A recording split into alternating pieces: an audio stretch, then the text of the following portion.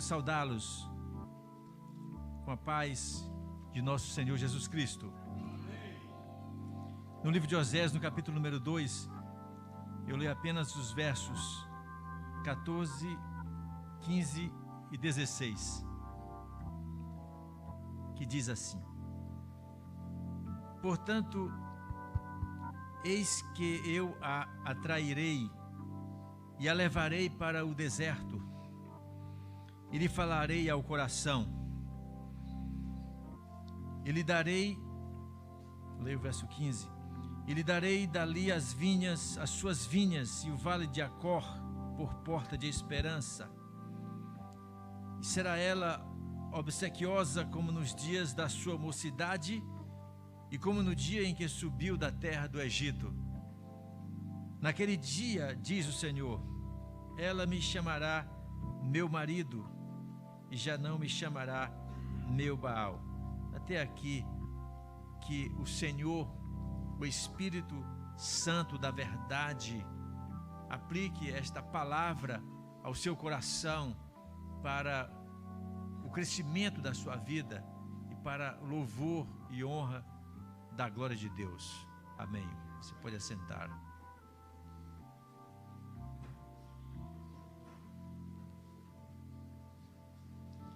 O texto fala de Deus, da vontade de Deus de atrair o seu povo, a sua nação, para o deserto.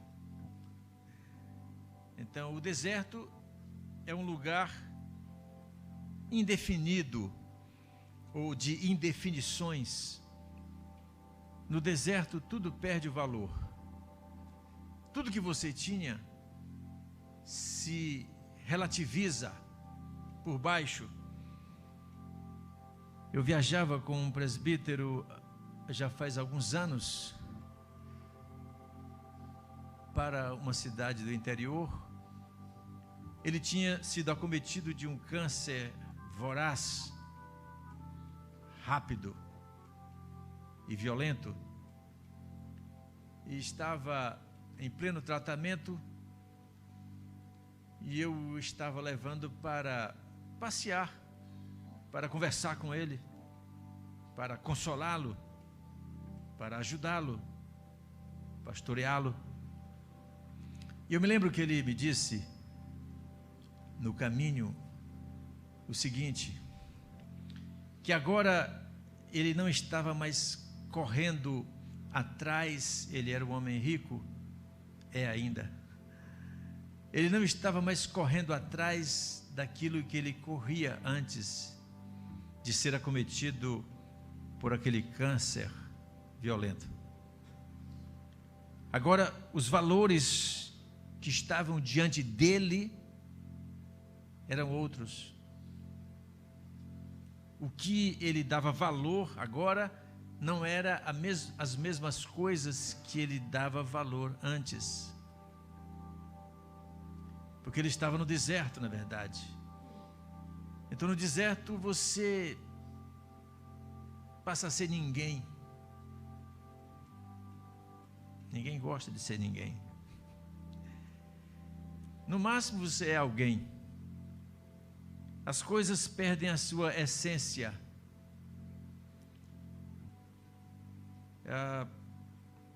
Alimento, por exemplo, não é muito mais importante.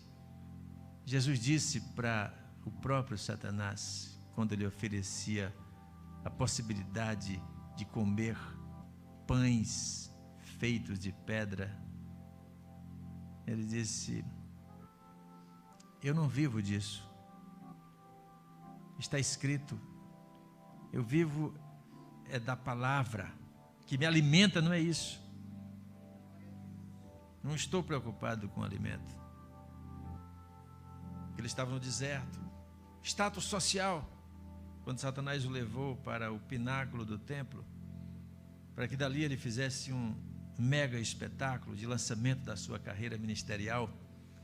Até parece o tema de das mensagens das novas teologias, das novas igrejas com suas novas teologias heréticas. Então foi oferecido todo aquele lançamento de uma carreira milagrosa. Afinal, Jesus até ali não tinha feito nenhum milagre. Jesus rejeitou também isso. E depois, quando lhe foi oferecido pela última vez poder político, riquezas, status, dinheiro, ele rejeitou, na verdade. E ele ali estava como homem, foi tentado como homem. Ele foi levado pelo Espírito Santo para o deserto. Porque, na verdade, está ali no deserto, você fica sozinho. Para dizer a verdade, é só você e Deus. Seus amigos desaparecem. Quem já passou para o deserto pode dizer isso. As suas melhores amizades se somem. Os seus valores materiais que lhe sustentavam se pulverizam. E as suas relações se acabam. O seu vínculo com o mundo das riquezas, o mundo material, se acaba. Por que é que nós passamos, ou temos que passar pelo deserto? O texto diz que o Senhor Deus está levando a sua amada. É assim que Ele trata a sua igreja. Aqui é o povo de Israel, ainda está no Antigo Testamento. E Deus está atraindo, veja bem, Ele é o marido. Fez alguma coisa que pudesse atrair uma mulher, é uma metáfora, mas é assim que Deus fala com o seu povo, para que ela fosse até o deserto. Porque a sua esposa havia, como aconteceu muitas vezes no Antigo Testamento, e ainda hoje, havia se prostituído, adulterado, traído o seu marido. Então, se você ler o capítulo 2, você vai dizer, o capítulo 2 começa dizendo o seguinte: a infidelidade do povo e a fidelidade de Deus. O versículo 2, ele está dizendo: repreendei vossa mãe, repreendei-a, porque ela não é minha mulher, e eu não sou seu marido, para que ela se afaste das suas prostituições, de sua presença e dos seus adultérios de entre os seus seios. Essa é a linguagem, para entendermos o tamanho do amor de Deus por nós. E Ele aí está levando a nação amada para o deserto, para ter uma conversa com ela. Eu a atrairei e a levarei para o deserto e lhe falarei ao coração. Ele vai chegar, ele quer chegar com ela a uma conversa íntima e dizer: olha aqui, eu ainda sou teu marido, e eu não vou te deixar por nada. Tu tem que parar com essas puladas de cerca, porque eu te amo, e eu vou amar até o fim, e não vou desistir de você. É assim o entendimento. Ele promete no verso 15: eu lhe darei as vinhas, as melhores, por porta de esperança. E ali ela responderá como nos dias da sua mocidade. Está entendendo que ela vai voltar para ele, como no dia em que subiu da terra do Egito. Essa é a linguagem de amor, como um homem, um marido para a mulher que quer abandoná-lo, que tem ele abandonado, que tem ele traído. Quero falar sobre 7 lições que Deus só ensina quando você passa pelo deserto. Provavelmente aqui tem alguém que não aprendeu essas 7 lições, ou não passou por essas lições, e tem gente que mesmo passando ainda não aprende direito. Mas eu nomeei 7 lições de pessoas que sobreviveram ao deserto. Aliás, todo mundo que vai ao deserto sobrevive. O deserto não é para matar. Então são 7 porque é um número especial. Pode ser que haja mais, mas são 7 lições que Deus só ensina no deserto. Ou só viu essas lições quem passou por lá. Então, quando você aprender uma lição destas, é porque você esteve lá, ou está. A primeira lição, Deus nos mostra no deserto, mostra aos seus filhos amados, que existe um tipo de conhecimento de Deus.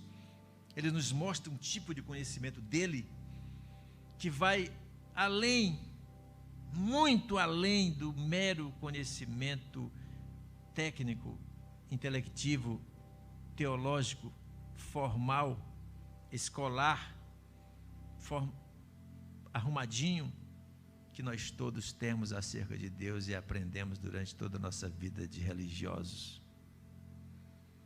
Nós todos vivemos a religião cristã. Nós adoramos a religião, no sentido metafórico. Porque a religião faz bem. E a religião diz tudo certo acerca de Deus. Em geral, ela não diz heresias, quando você tem a teologia correta. Mas Deus quer, às vezes, nos levar para o deserto, para nos mostrar que há um tipo de conhecimento que nós ainda não sabemos acerca dele. É o conhecimento que Jó aprendeu, acerca do qual Jó, depois de passar por aquele longo espaço de deserto, ele afirmou no capítulo 42, verso 5, ele diz, após reconhecer que disse besteira, que não sabia o que tinha falado, que sabia que o que tinha falado não era coisas importantes, coisas de valor, ele diz, Senhor, eu te conhecia só de ouvir falar, mas agora os meus olhos te veem. É um conhecimento que leva você a ter uma visão de Deus absolutamente diferente da visão teológica que você aprendeu nos livros, que você decorou versículos, que você usava versículo como chavão, que você aprendeu nos hinos. É mais além do que isso, não é exatamente contrário o ensinamento, mas é além. Há aqui um privilégio que Jó nunca tinha experimentado, que o seu conhecimento era muito baixo, ele pensava que Deus só era aquilo mesmo, e vivia a vida dele com base naqueles conhecimentos que não eram de muita importância para Deus, agora para um homem que estava chegando, ou beirando, buscando, ou beirando a maturidade. Para nós amadurecermos, Deus nos leva ao deserto, para termos uma experiência, só a experiência de intimidade com Deus, um relacionamento mais aproximado de Deus, e isso só acontece nos períodos de provação. Uma convivência íntima nos leva a um novo conhecimento, e então você vai ser um novo homem, vai ser uma nova mulher, vai ter um novo entendimento, vai deixar para trás tanto conceito que você julgava importante, que algumas pessoas, a maioria ainda julga. Você já cresceu, você passou daquela época, você é capaz de dizer, eu não penso mais assim, eu estou noutra.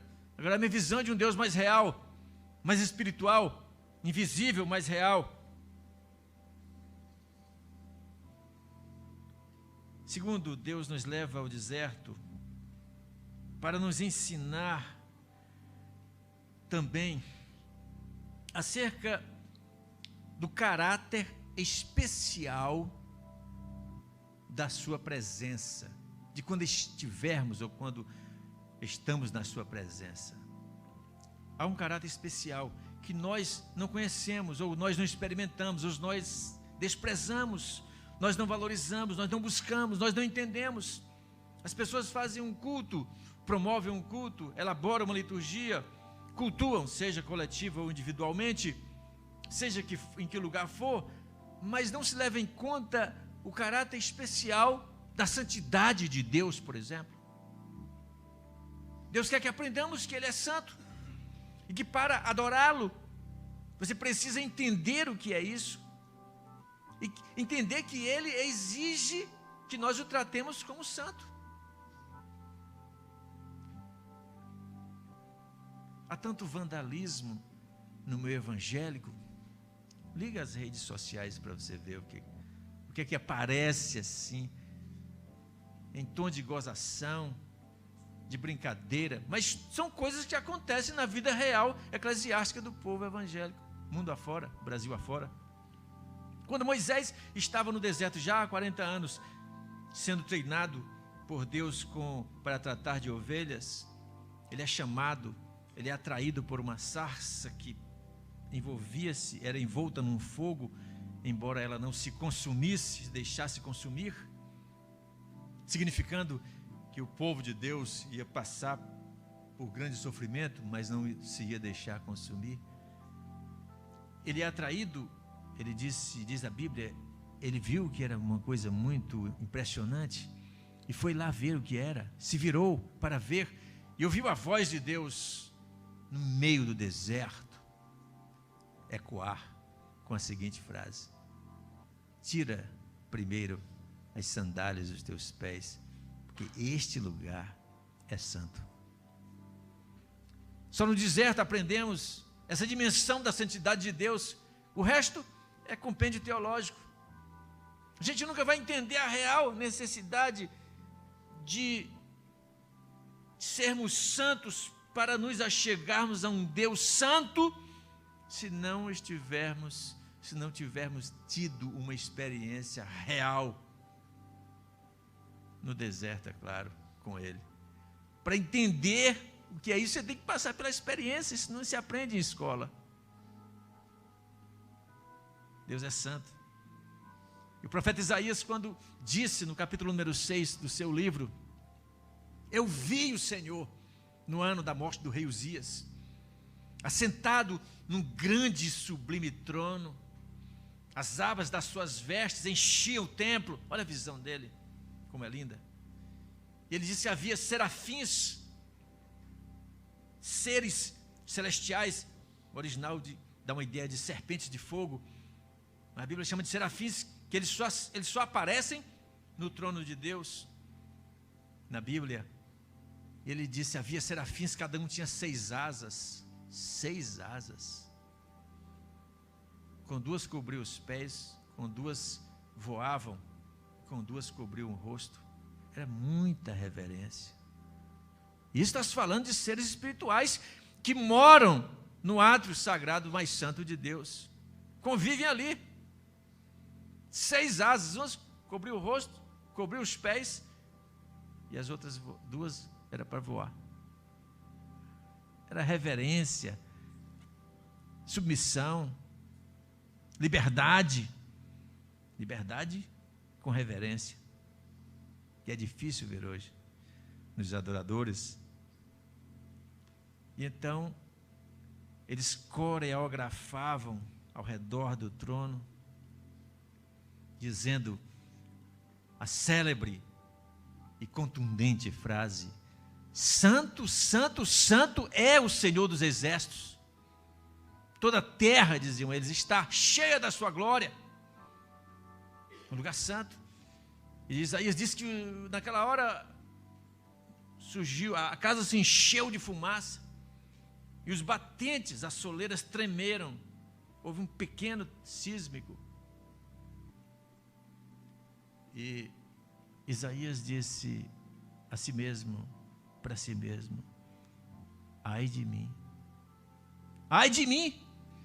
eu estou perdido, eu sou um homem impuro. Então esse caráter santo é de alguém que passa por uma experiência real com Deus. Em terceiro, Deus quer, quando nos leva ao deserto, nos ensinar o novo significado da palavra vitória. Nós pensamos que a vitória é sempre ganhar. Todos nós temos essa ideia. Vencer vencer, vencer, esse é o meu lema.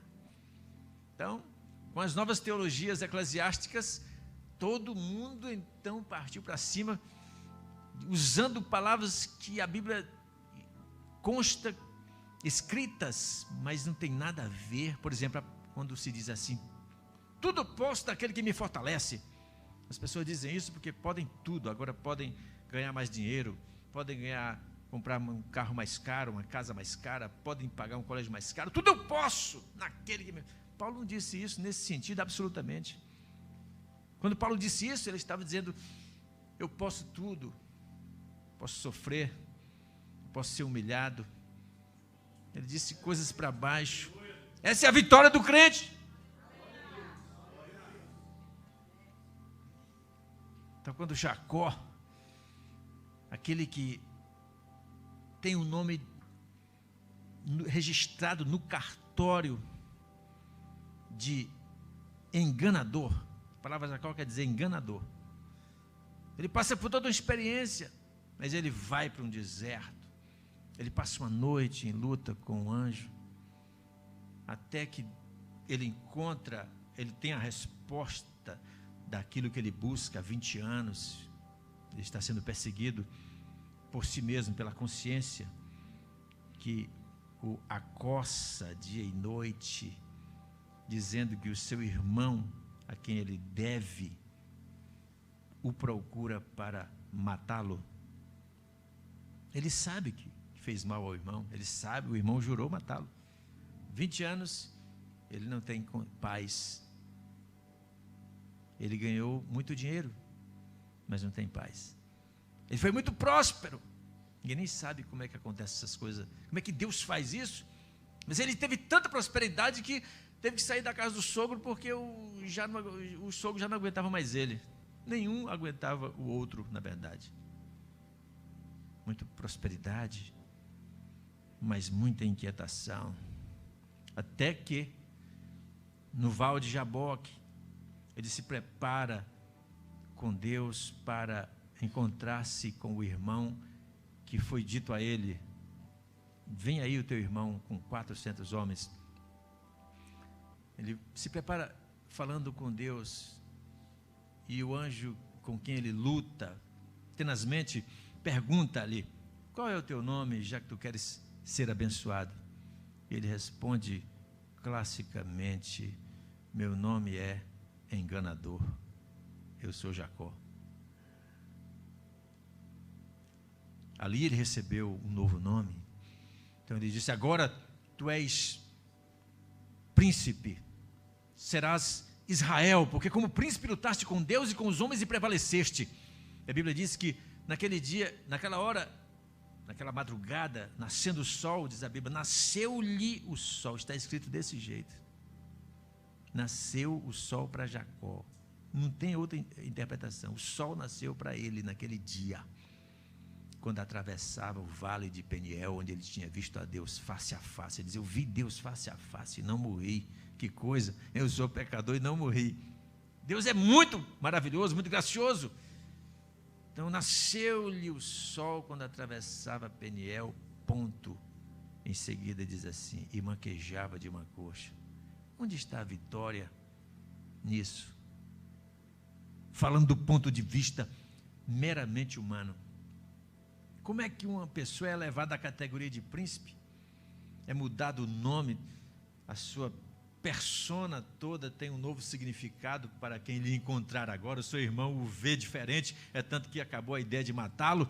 Ele o abraça, porque ele agora é um novo homem. E ainda sai, diz a Bíblia, nasceu-lhe o sol naquele dia para ele. E diz a Bíblia, ele sai manquejando. Era tão fácil Deus ter curado. Porque a vitória para Deus tem um novo significado. Agora, quando você está no deserto, não tem só o significado de para cima. Às vezes a vitória tem um lance que você denominaria, se não tivesse no deserto, de derrota. A derrota com Deus é vitória. Em quarto, Deus quer nos ensinar também um novo conceito da palavra sofrimento. No deserto, ele redefine a palavra sofrimento. Foi assim que Davi disse: Senhor, está escrito no Salmo 119, verso 67, foi-me bom ter sido afligido, para que aprendesse os teus estatutos, porque antes de eu ser afligido, eu me extraviava. Então, um novo conceito. Sofrimento não é para deixar você depressivo, não é para deixar você pior, não é para deixar você humilhado, não. É para deixar você mais maduro, é para deixar você crescido, é para deixar você com capacidade de apreender novas coisas, porque agora você passou pelo deserto, foi afligido, agora você aprendeu os estatutos de Deus, aprendeu a lei de Deus, sabe o que significa sofrer, por exemplo. Sofrer com Deus é absolutamente diferente do que apenas sofrer. Totalmente diferente. Em quinto, Deus nos leva ao deserto para nos dar conhecimento do lado obscuro da nossa alma. Nós temos um lado obscuro. Sem passar pelo deserto, você não vai nem admitir que tem esse lado. Foi Paulo, um dos maiores homens da história. Uma vez eu vi o grande jornalista Paulo Francis, da Rede Globo, pena que era da Rede Globo, mas era um dos mais capacitados jornalistas. Deu uma entrevista no Roda Viva e disse, perguntaram a ele se ele cria em Deus, ele respondendo disse, os maiores homens da história, ele não cria em Deus, mas diz, os maiores homens da história foram Paulo e Agostinho. Para um ateu dizer isso, foi o grande apóstolo Paulo que mais chegou perto de definir a estrutura da alma humana face ao pecado que nela habita. Mas ele disse, eu não entendo o que se passa comigo, eu não me entendo a mim mesmo, porque eu não faço o que prefiro, mas sim o que detesto. O bem que eu quero fazer não consigo, o mal que eu não quero eu acabo fazendo, miserável homem que eu sou.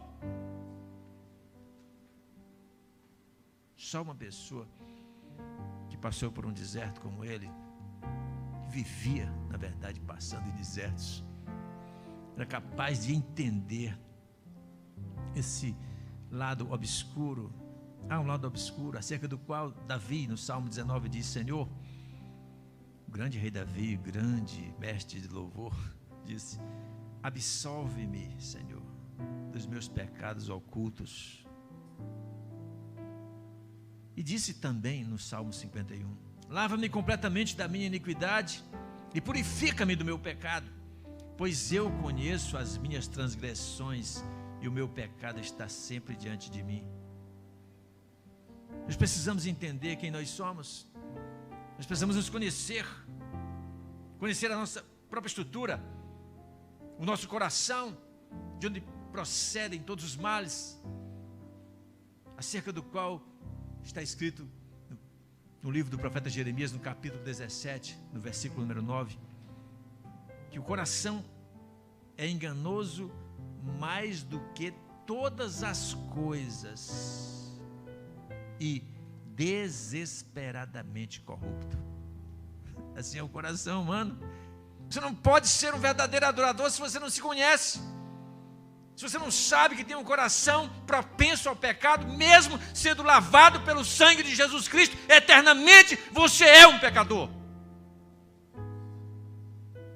Você tem que viver nesse equilíbrio.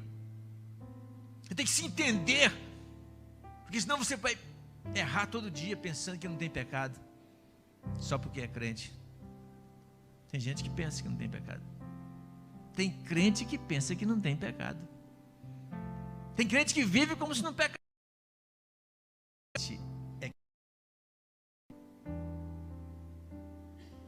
Em sexto, Deus nos conduz ao deserto para aprendermos a obedecer, atender, cumprir calados as suas ordens, mesmo quando elas são muito estranhas às vezes. Isso aconteceu com Elias, o grande profeta do Antigo Testamento, o maior profeta da Bíblia. Quando ele chegou para o rei Acabe, um dos piores reis de Israel, junto com a sua esposa Jezabel, então formavam um casal perfeito da maldade, da iniquidade, da falta de relacionamento mínimo com a palavra de Deus.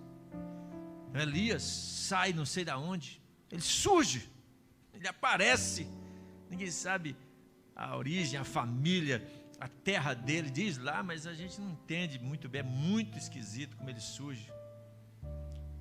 E ele vai direto, quando ele surge, tudo indica do interior, ao rei Acabe.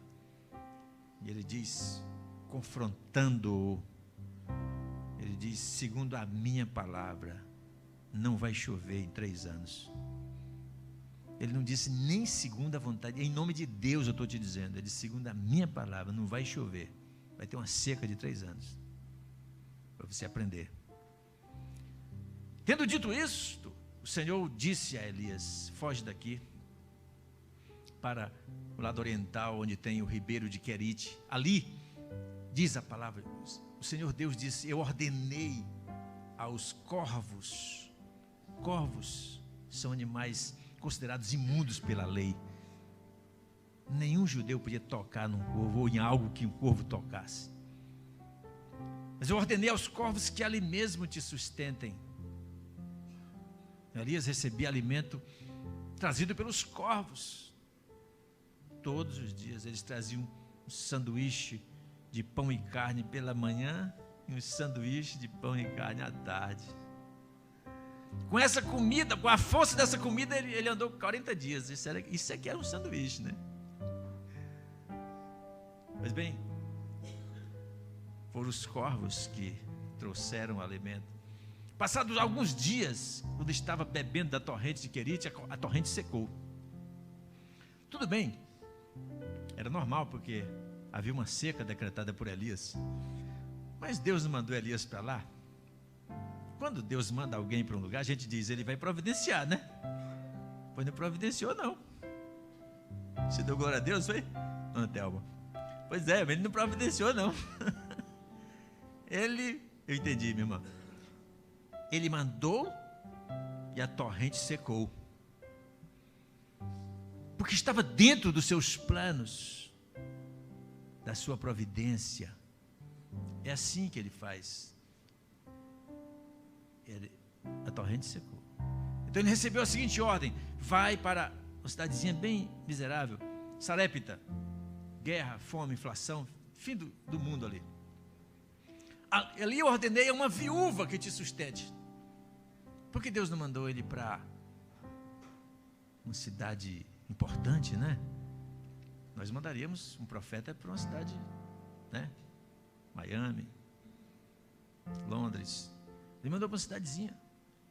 E ele disse, eu ordenei a uma viúva. Quando ele chegou na casa da viúva, eu não sei que tipo de ordem Deus tinha dado à viúva, porque a viúva disse, não tem nada. Ele vai fazer traga um bolo para mim. Eles não tem, não adianta. O que tem aqui, eu tenho um punhado de farinha, fazer um bolo para eu e o meu filho comermos, e depois nós vamos morrer, porque não tem mais nada. Então essa era a ordem que Deus tinha dado para a mulher sustentar Elias. É para dar glória a Deus mesmo. Pois assim Elias caminhou, obedecendo, e tudo foi feito segundo a vontade de Deus, porque ele estava no deserto, e no deserto você é apenas sustentado por Deus. Você não tem direcionamento próprio no deserto. Em sétimo, Deus nos ensina no deserto a valorizarmos uma coisa chamada intimidade com Deus.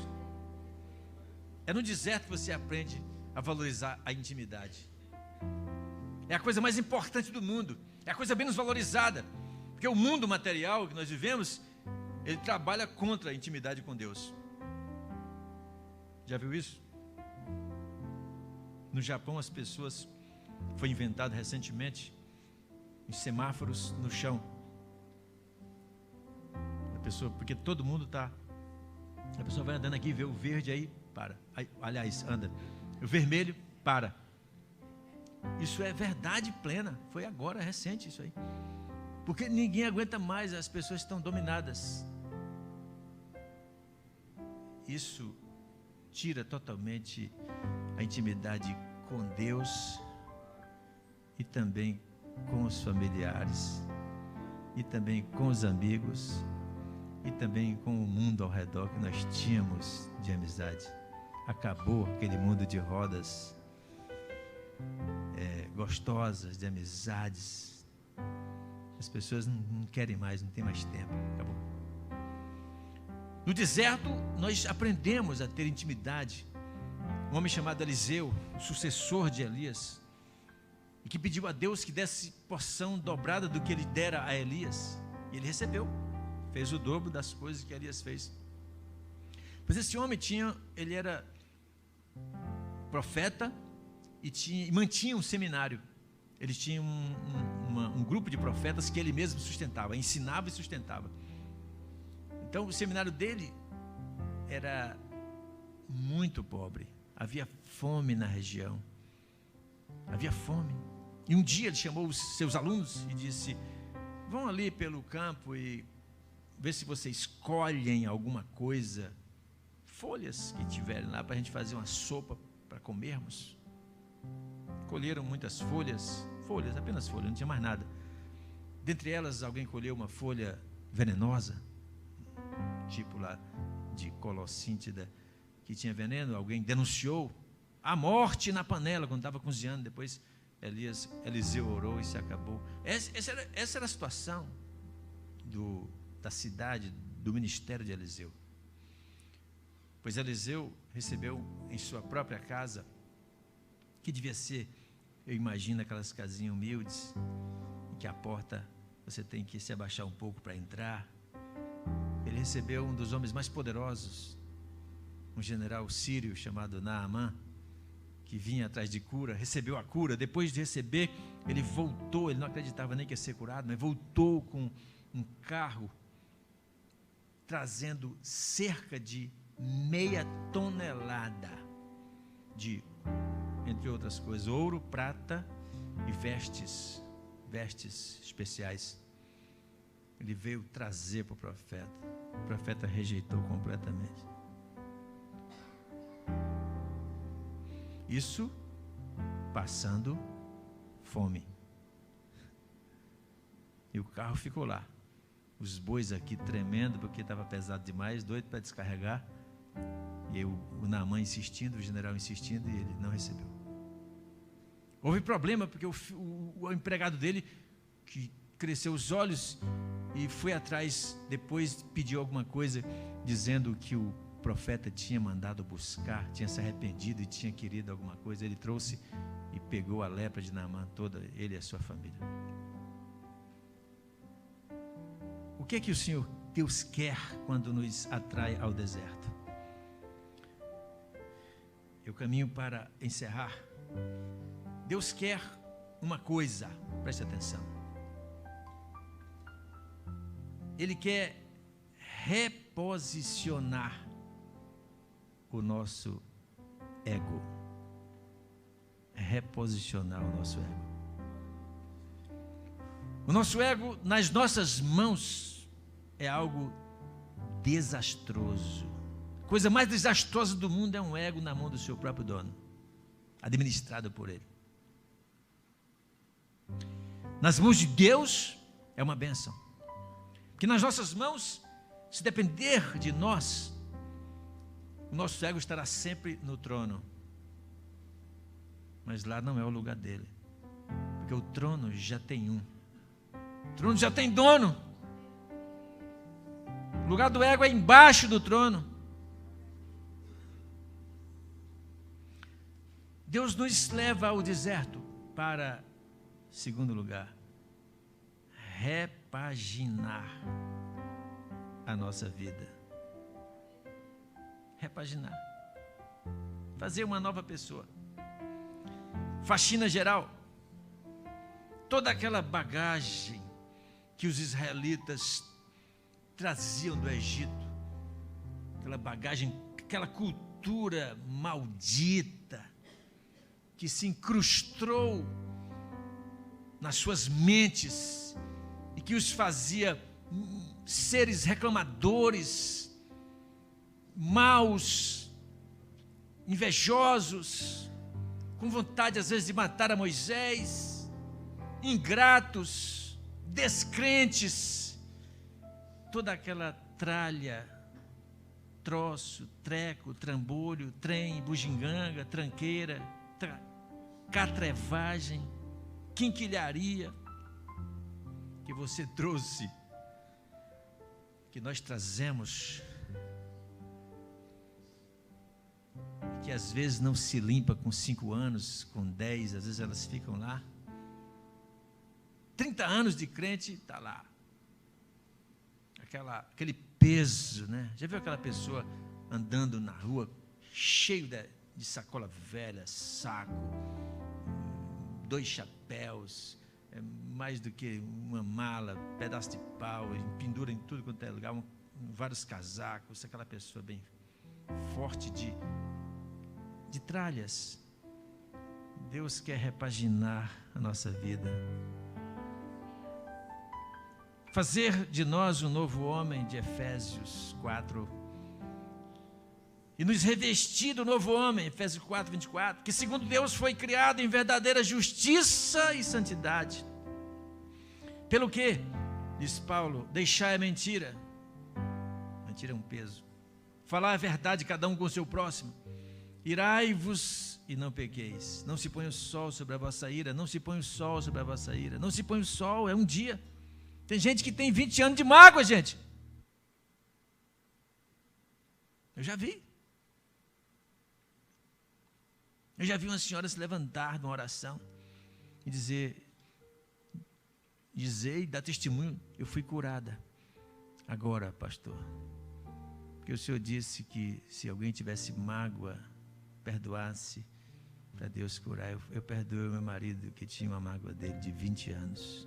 Eu fui curado agora de labirintite crônica. E foi mesmo. Eu constatado depois. Eu vi. Você também já viu. O novo homem não passa mais do que uma noite. Não se põe o sol. Não passa nem uma noite. Irai-vos e não pequeis. Não se põe o sol, nem deis lugar ao diabo. Aquele que furtava, não furte mais. Antes trabalhe. Não saia da vossa boca nenhuma palavra torpe. Como tem palavrões no Facebook dos crentes. Às vezes não é eles que dizem, mas eles passam o que alguém disse com uma facilidade tão grande. Meu Deus, essa pessoa jamais diria isso pessoalmente, mas bota lá um troço.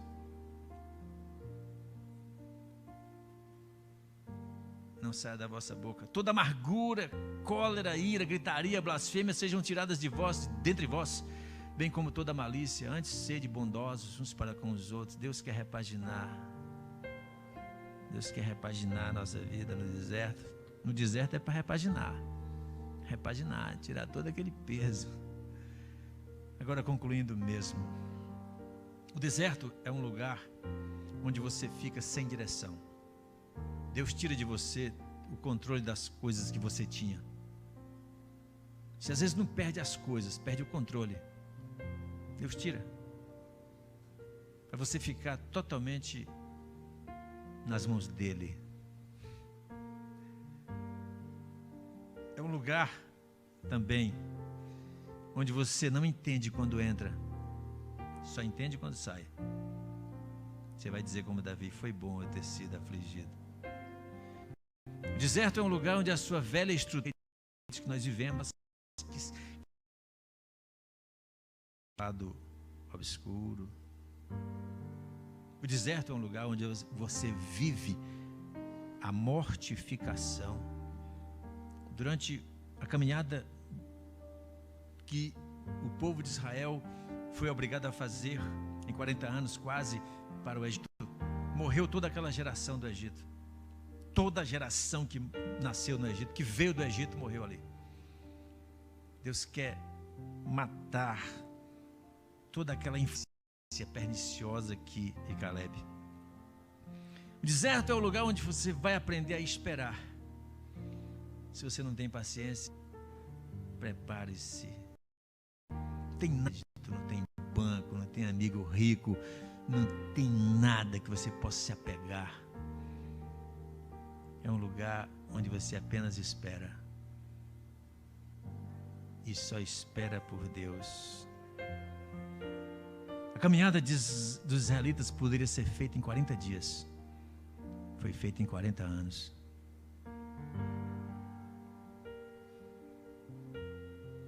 O deserto é um lugar onde você vai conhecer a ansiedade.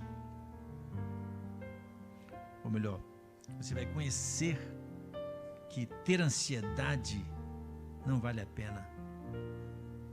Você vai desprezar a ansiedade. Você vai aprender a lidar com ela. Você vai aprender a não ser ansiosa. Ansiedade, preocupação exagerada com o futuro. Tem pessoas que têm preocupação exagerada com o passado. Depressão. Agora é para concluir mesmo. Quando Jesus foi levado para o deserto, está escrito no livro de Mateus capítulo 4 e também no livro de Lucas capítulo 4, que o Espírito, e no livro de Marcos está escrito o seguinte, Marcos 1:12, o Espírito imediatamente após o batismo dele, imediatamente o Espírito o impeliu para o deserto. Jesus não foi porque escolheu ir. Foi o Espírito Santo que o impeliu. A palavra impeliu no grego é ekbalo. É levar com energia mesmo. Literalmente é impelir mesmo. Não foi levado assim. Não foi levado assim pela mão. Não. Ele foi conduzido para ser tentado. Ninguém vai ao deserto porque quer. Mas o maior homem de todos os homens que nasceram no planeta até hoje, na opinião de Jesus, chama-se João o Batista. Ele morou a vida toda, ele viveu nos desertos. Livro de Lucas capítulo 2, verso 80, ou é 3:80, diz lá, o menino vivia nos desertos até se manifestar o ministério dele. Que Deus te abençoe. Deus te dê a verdadeira noção, visão dele, o entendimento espiritual da palavra dele hoje dita, para que a tua vida seja melhor, mais poderosa, para que o teu andar no meio desse mundo tenebroso seja cheio de graça, que a tua vida influencie a muitos, ilumine a outros, inspire a nova geração, que você aprenda os valores que Ele nos ensina nesta noite, foram relatados. Deus nos abençoe poderosamente.